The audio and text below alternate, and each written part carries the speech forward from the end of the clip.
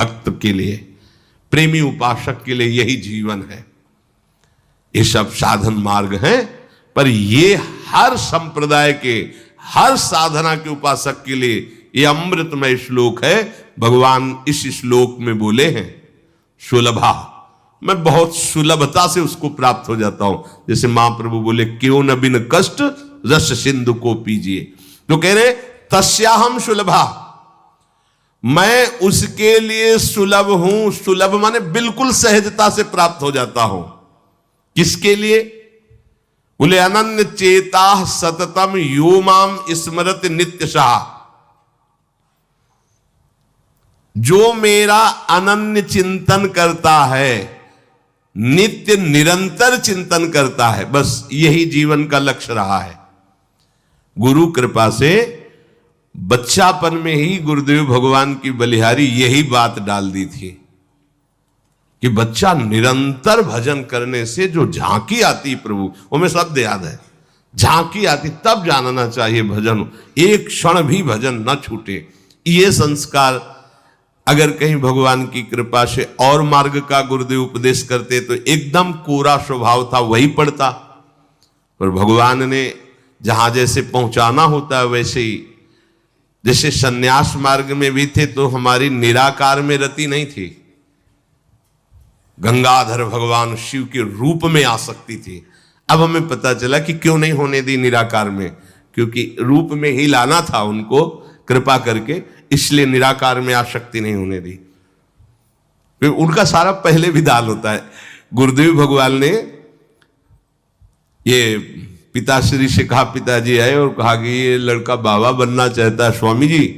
वो आते जाते थे घर में, तो सैमशी में उस समय स्वामी जी विराजमान, तो उनका पाणे छोड़ जाओ, एक हफ्ता बाद ये घर भाग जाएगा, या फिर हम एक हफ्ता बाद मंत्र दे देंगे, तब जान लेना कि साधु बनी ही जाएगा। फिर स्वामी जी जैसी आपकी इच्छा छोड़ के गए। एक हफ्ते जो है गुरुदेव भगवान ईंट ढोवाना, झाड़ू लगवाना, बड़े कार्य करवाना, और जैसे पेड़ा आदि आते सबको बांटते, हमें एक भी पेड़ा नहीं देते।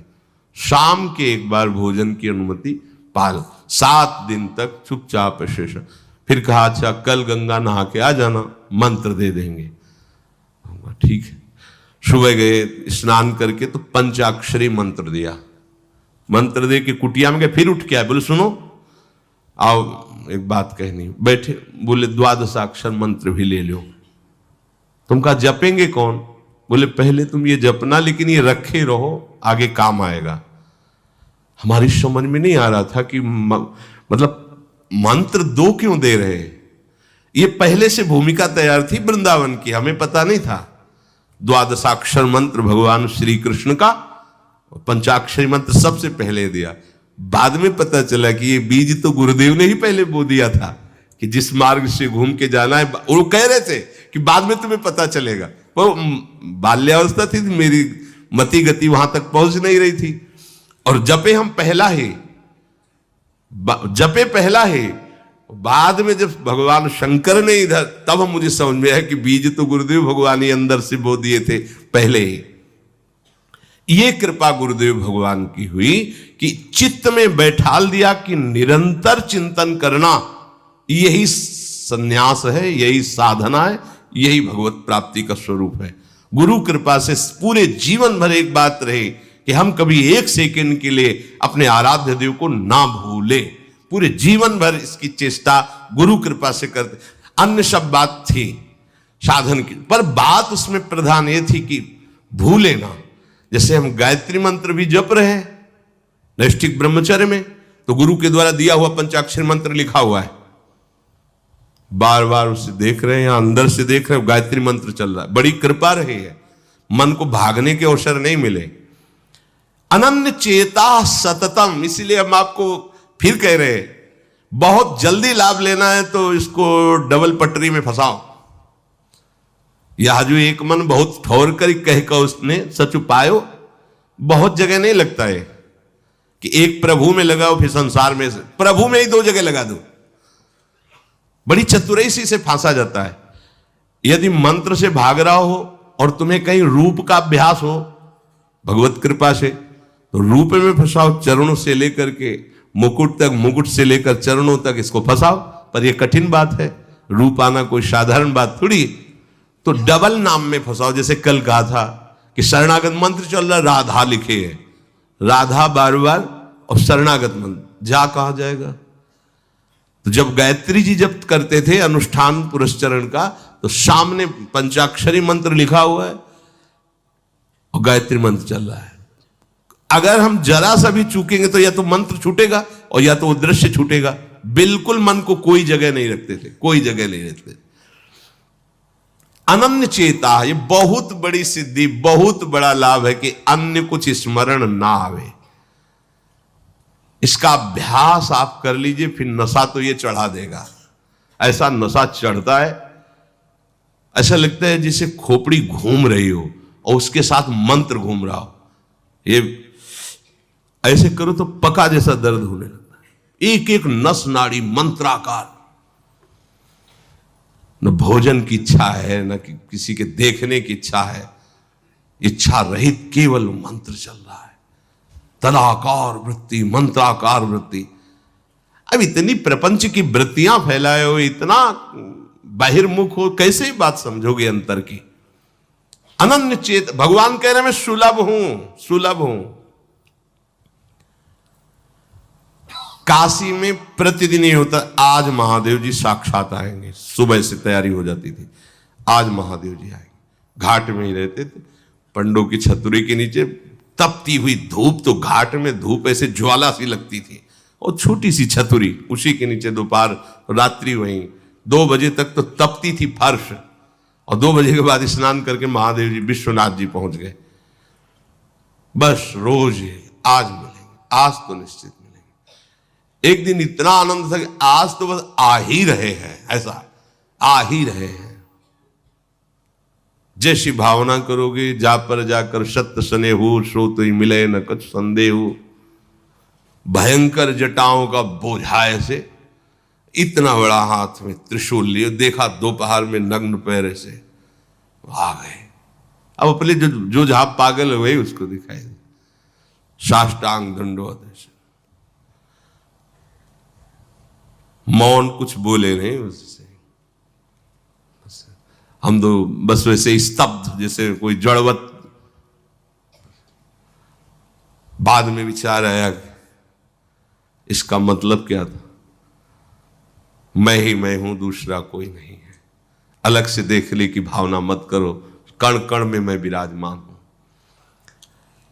एक दिन भाई जी के प्रति बहुत आकर्षण जब था, तो एक स्वप्न देखा कि स्वप्न में हम भाई जी से पूछ रहे कि मुझे श्री कृष्ण की प्राप्ति कब होगी।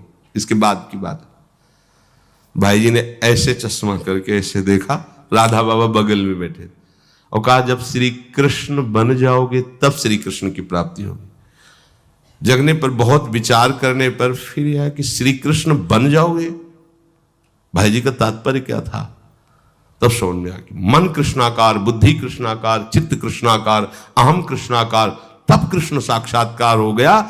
नित्य युक्तस्य योगिनः तस्याहं सुलभा पार्थ नित्य युक्तस्य योगिनः। नित्य युक्त हो गया जिसका चित्त प्रभु को छोड़कर किसी भी भोग भूमि में, किसी भी ऐश्वर्य में, किसी भी सिद्धि में। जैसे किसी को लगता है कि ये चमत्कार दिखाना, कोई भी चमत्कार दिखाना बहुत कठिन बात है। अगर भगवत दर्शन का लक्ष्य ना हो, भगवत प्राप्ति का लक्ष्य ना हो, तो कोई भी चमत्कार ऐसे करने में है कोई बहुत बड़ी बात मत समझ। बस ये है कि इधर अगर स्वीकार किया तो उधर गेट बंद हो जाएगा। इसीलिए पिट जाते हैं, गाली सुन लेते हैं महात्मा जन, लेकिन प्रयोग नहीं करते अपने भजन का, और प्रभु के पास जाते हैं। ऐसा ना समझे ना कि वो चमत्कार पीछे घूमते हैं। केवल बस एक बात है कि अगर इधर लगे तो उधर का गेट बंद हो जाएगा। तो इतनी दुर्लभ बात बनने जा रही है, किसी को प्रमाणित करने के लिए कि हम महात्मा, हम भजनानंदी, हम चमत्कारी हैं, अपना गेट बंद करवा ले तो मूर्खता ही होगी ना। यहां क्या होगा, वाह वाह हो जाएगा, बस उसके आगे क्या होगा, फिर वही प्रपंच। तो ये जो ब्रज के महात्मा है, जो भगवत प्रेमी महात्मा है, जो भगवत प्राप्त करने वाले हैं, इनके अंदर चमत्कार के बाप की सृष्टि होती है। ये चमत्कार बहुत ऊपर होते हैं। ये नहीं सोचना चाहिए कि इनमें भजन होता तो उसने 2 थप्पड़ मारे भस्म कर देते। भजन का जानते हो, भजनानंदी का 2 थप्पड़ मारा है, तुम्हें निश्चित भगवान की प्राप्ति हो, तुम्हारा कभी अमंगल न हो, भगवान तुम्हारे परिवार को भी सुखी रहे और तुम आजीवन स्वस्थ रहकर पवित्र बुद्धि के द्वारा भगवान को प्राप्त। ये महात्माओं का बल होता है। महात्माओं के बल थोड़ी होता है किसी ने गाली दिया, मार दिया, जा भस्म हो जा। ये भस्मासुर थोड़ी होते हैं महात्मा, है भाई भस्म कर दिया, नष्ट नहीं। साधुते हो न कारज, तब भगवान उनके अधीन होते हैं। ये चमत्कार ये ना सोचो कि भजन करते होते तो फिर ये चमत्कार, या ये गाड़ी घोड़ा रुपया पैसा चमत्कार, ये पापियों के पास भी है। ये तो प्रारब्ध का खेल है, प्रारब्ध बदला, ऐसे से ऐसे हो गया, इनका कोई महत्व नहीं है। महत्व है नित्य युक्तस्य योगिनः, तुम्हारा चित्त निरंतर आराध्य देव में युक्त है कि नहीं। किसी भी ऐश्वर्य, किसी भी भूमि, किसी भी पद का कोई भी संबंध, आश्रय, चिंतन नहीं। ये हुआ अनन्य चेता। जैसे पतिव्रता स्त्री का मन केवल पति के ही सुख में निमग्न रहता है, पति का चिंतन, पति की बातें, पति वो उसी में मगन रहती है। पति के सिवाय उसके मन में अन्य किसी पुरुष का राग पूर्वक चिंतन कभी होता ही नहीं। जैसे शिष्य का गुरु के सिवाय कहीं चिंतन नहीं होता। पतिव्रता पत्नी का मन, प्राण, तन सब पति के ही सेवा में, चिंतन में, मनन में। जैसे शिष्य का गुरु के ही तन, उनकी सेवा में मन, उनके आज्ञा के पालन करने में एक एक चेष्टा गुरु की प्रसन्नता के लिए। कोई दूसरा इष्ट शिष्य का होता ही नहीं है। शिष्य का कोई दूसरा इष्ट नहीं होता। ऐसे शिष्य को अपने गुरुदेव में ही भगवान का साक्षात्कार हो जाता है। क्योंकि पर्दा हटा तो देख लिया कि प्रिया प्रीतम मुस्कुराते हुए बैठे। श्री भट्ट देवाचार्य जी के पास जब हरिव्यास देवाचार्य जी आए तो कहा, भगवान हम शिष्य बनना चाहते हैं। तो उनका, तुम्हें हमारी गोद में कुछ दिखाई दे रहा है? तो कहा, ऐसा हमें कुछ तो नहीं दिखाई दे रहा है। तो उनका, फिर अभी तुम जाओ गिरिराज जी की 12 वर्ष परिक्रमा करो, राधे राधे बोलो 12 वर्ष पर। ऐसा ही किया। 12 वर्ष बाद फिर आए, अब कुछ दिखाई दे रहा है? बोले भगवान कुछ नहीं दिखाई दे रहा। बोले जाओ फिर 12 वर्ष करो। कह रहे कि जो शिष्य है गुरु के सिवा और कोई इष्ट नहीं है, उन्हीं का चिंतन, उन्हीं की आज्ञा, तो वहीं उसको साक्षात्कार हो जाता है। जब 24 वर्ष बाद आज्ञा पालन करके आए तो देखा प्रियालाल गोद में। बोले अब कुछ दिखा? हाँ। बोले प्रियालाल महाराज जी विराजमान है, आओ। वही महावाणी के रचयिता श्री हरिव्यास देवाचार्य जी गुरु आज्ञा में एक कदम पीछे ने 24 वर्ष गिरिराज जी की परिक्रमा राधे राधे आए नहीं, जब तक आज्ञा पालन नहीं हुई। आज्ञा पालन साक्षात्कार करने के बाद मंत्र दीक्षा दी। आज्ञा पालन का फल भगवत साक्षात्कार। जो अन्य तरफ मन ले जाता है, अन्य तरफ अपना भाव ले जाता है, वो अनन्य चेता नहीं कहलाता है। अनन्य चेता को भगवान सुलभ हो जाते हैं। सततम यो माम स्मरति नित्यशः। सततम का अर्थ होता है जब आप होश में हैं तो आपका मंत्र या नाम चल रहा हो। नींद खुली, आप जप नहीं रहे, आपको ऐसा कि मंत्र जपना, ऐसा नहीं, चल रहा है। तो सोते में भी चल रहा है। जब आप नींद में गए तो आपका मंत्र चल रहा था, आप सुषुप्ति में हो गए पर आपको पता नहीं। जब जगो तो आप देखो चल रहा है कि नहीं चल रहा है। अगर चल रहा है तो चल रहा था, नहीं चल रहा तो फिर सतत नहीं था। उसका कारण आपने सोते समय भजन नहीं किया। यह भी गुरु कृपा से पहले ही सिखा दिया गया था कि जब तक गाढ़ नींद ना आवे तब तक आसन में बैठ के मंत्र जप करो, जब आ जाए तो लेट जाओ, मंत्र का ही चिंतन करते हुए सो। तो वैसे प्राय उपासक जो भजन करते हो अनुभव करते होंगे, जगते ही मंत्र चल रहा है। सैकड़ों बार तो ऐसा अनुभव हुआ कि हम सो ही रहे हैं पर आसन में बैठ गए। जब चेतना आई तो देखा है कि मंत्र चल रहा है, आसन में बैठे हैं।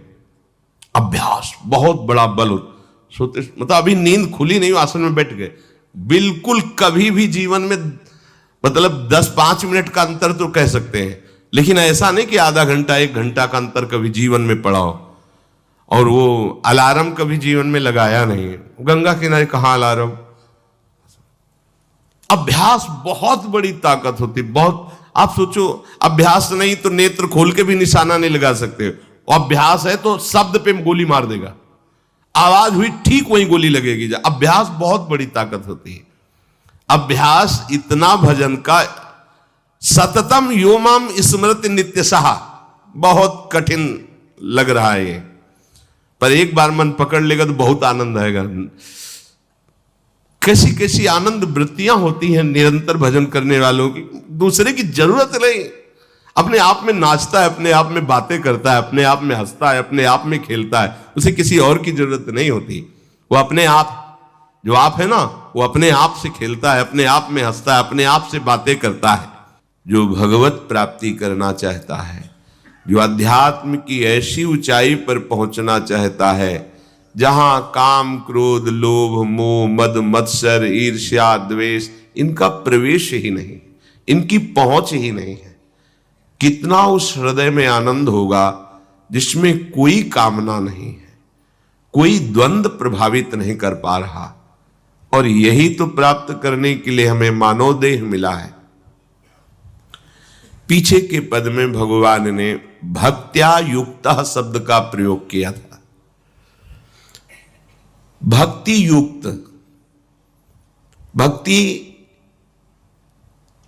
प्रभु के सिवा अन्य कोई हमारा प्रिय न रह जाए, यह है भक्ति की कसौटी। ज्ञान की कसौटी, आत्मरति के सिवा और कहीं रति न रह जाए। आत्मावान, आत्मरति, आत्म क्रीड़ावान। बात एक ही है, हम श्री कृष्ण बोले, ज्ञानी आत्मा बोले, योगी परमात्मा बोले, भक्त भगवान बोले, वो एक ही बात है। पर अन्य कुछ रह जाना, ना वो ज्ञानी है, ना वो योगी है, और ना वो भक्त है। भक्त्या युक्ता, प्रभु के सिवा अन्य कोई सत्ता नहीं, अन्य कहीं महत्ता नहीं, अन्य कहीं अपनापन नहीं, चाहे वो वस्तु हो या व्यक्ति हो या स्थान हो, चराचर जगत में कहीं भी अपनी प्रियता ना रह जाए, इसी का नाम भक्ति है। कहने को भक्ति सरल लगती है, पर इसीलिए कठिन है कि सब जगह की प्रेम फांसी को काटकर एकमात्र आराध्य देव से प्रेम करना बड़ा कठिन है। बातें बना लेना बड़ा सरल है, पर अपनी ममता को, आसक्ति को समेट पाना बहुत बहुत कठिन है। कोई बिरला साधक ऐसा होता है जो अपने लक्ष्य की तरफ रखता है, भगवान सामने, सदगुरुदेव सामने, पर ये दुष्ट इंद्रियां और मन जगत को ही पाना चाहते हैं, जगत को ही भोगना चाहते हैं, जगत को ही देखना चाहते हैं। कैसी मलिनता! इसलिए भक्त्या युक्तः, बातें केवल कर लेना थोड़ी होता कि हमें भगवत प्राप्ति करनी।